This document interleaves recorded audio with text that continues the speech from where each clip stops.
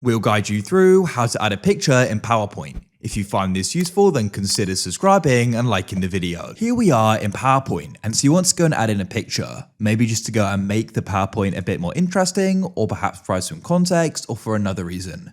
We're going to guide you through this step by step, so make sure it's this full guide.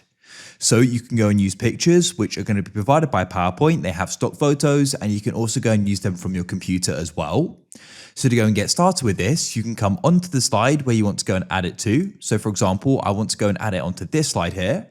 Next, you want to go to the top of PowerPoint, come into the ribbon, find the option for insert.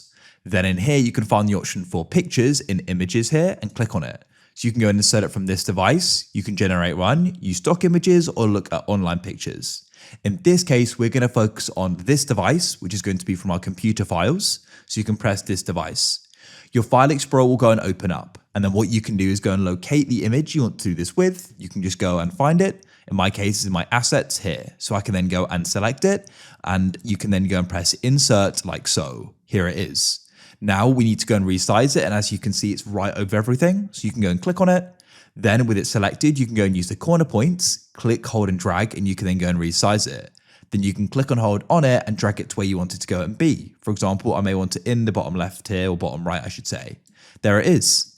Then you can go and repeat that by adding more. For example, I could go and press insert at the top, press pictures. I could choose a stock one. I could press stock images. When it loads, press search at the top. I'll go and type in laptop, for example. I could click on it and then press insert in the bottom right. And there it is. And then once again, we can go and resize it and go and position it where you want it to go and be. So that's it. That is how you can go and add in images. If you found this useful, then consider subscribing and liking the video. I look forward to helping you again in the future.